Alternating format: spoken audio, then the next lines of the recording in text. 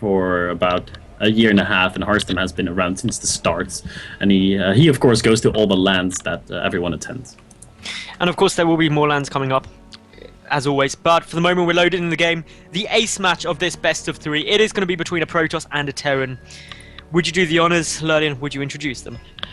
I would love to. In the bottom right spawn position, he was able to win the first game, lost the second one to an Immortal all-in that he scouted. He's playing in red. He's playing as Terran. It is Empire's Bratok.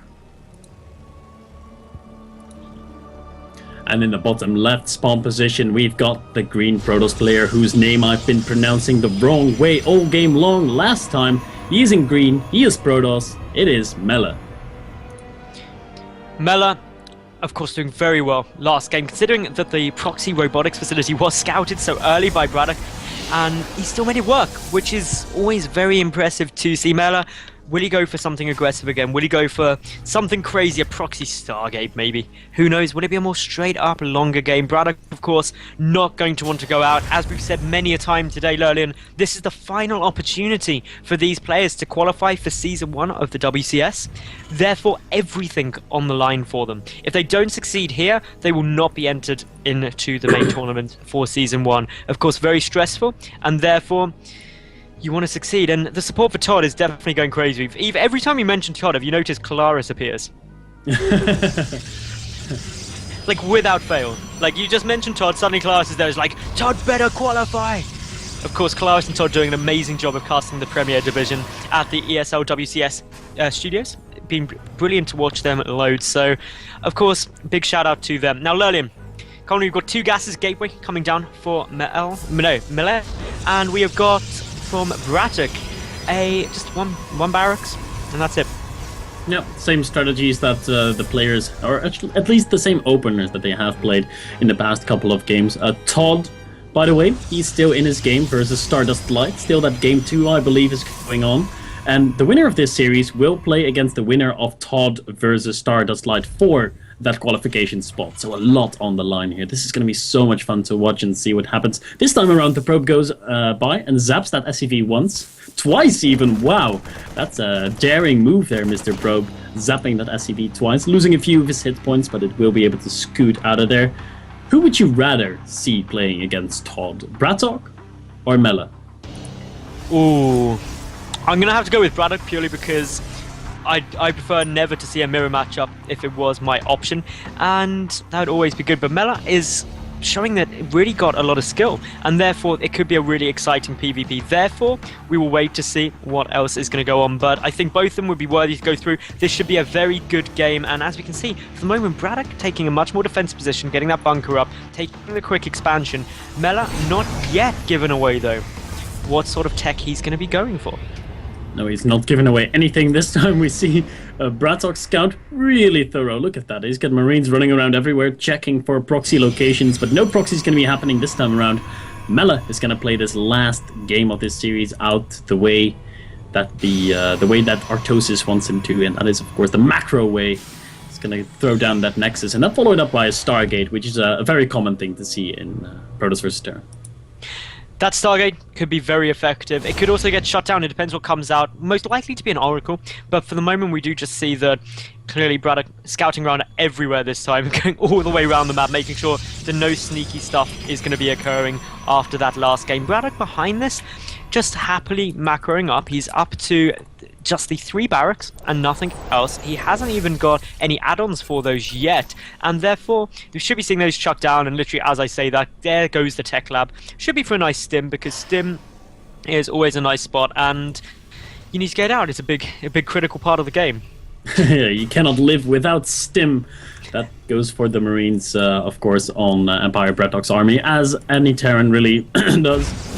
SCV is going to come in here, see that the Nexus has gone down, so Bratok can now breathe normally again. He knows he's not going to get proxied again. He knows he's in no immediate danger of losing the game in the next few minutes. And that's going to make him feel really safe as we see the first Oracle now hitting the field. What do we have in terms of defense? There are 6 Marines in position for Bratok, which I believe might be enough to deal with that Oracle. It's either 6 or 7 Marines that you need. 5's not enough. I think 6 is the exact number. Bratok would know that. He's got them in position. Bratok would know that. He's loading up. Getting very near. Oracle is going to have a bit of a fun time. There is a second Oracle following this up for Melle, though, so he shouldn't have too much worry. The Marine does scout out the Oracle there, though. We've got +1 infantry weapons getting research. Stim is a quarter done. Not many SUVs are going to go down here just because the Marine's in such a good position in order to defend this. Yeah, only 2 workers killed by the first Oracle. The second Oracle is, boom, there it is, out of the Stargate. And getting a second Oracle is going to delay your Colossi attack and your gateways quite a bit. We see that Melle has invested in that second Oracle, which is a bit of a questionable decision sometimes. If your second Oracle does not do any damage, you would have so much rather had additional gateways and an earlier Colossi attack or an earlier Forge. In comes the first Oracle again, gets another kill. So he's trying to make it work.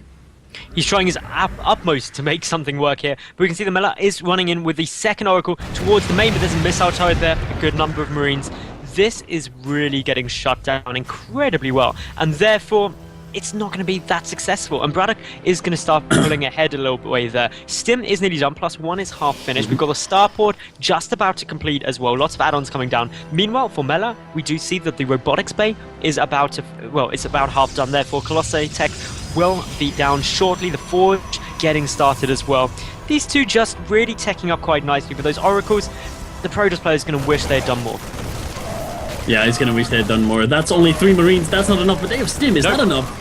Ooh, yes, that is going to be enough to take this one Oracle down. Barely gets it there. And I've got some good news for you, Maddles. Todd, well, good news. I've got some news for you. Todd was able to win 2-0 over Stardust Light. So the winner of this game is going to go up against Todd. And I'm sure we're going to be casting that game. That's going to be brilliant. Who is it going to be to take on Todd? We'll have to wait and see, but I'm definitely up for casting that game. Let us know in the chat if you want us to cast that, of course, and we will try to make it happen. But for the moment, in this game, we've got the first Colossus about to hit the field with +1 Protoss ground armor, as well as extended thermal lance getting researched. Also, some more Phoenix getting added in here. Drop. Sorry to interrupt you there. That Oracle caught that double drop moving, so Melle might be setting up a bit of a trap here if he can. If he does have enough units, he might try to intercept this. That's pretty cool. That Oracle. The scan goes down though, sees a lot of the stuff moving. There are 2 Phoenix out on the ground, in the air though. That means they could go and try and shut that down. A cancel force at the third base there for Melle, and that just means that going to be delaying it slightly, but a good cancel did go off. Phoenix looping around. They're going to be able to deal with the medevacs quite effectively. The Colossus will definitely help with dealing the infantry on the ground, but no extended thermal launch just means the Marauders will be a bit of a threat, but nothing too much to worry about as Bratok pulls back.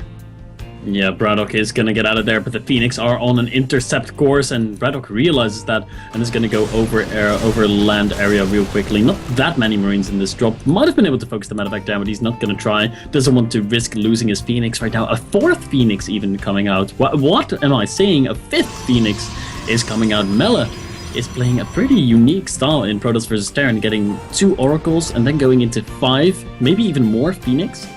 Wow, that's going to be shutting drop play down completely.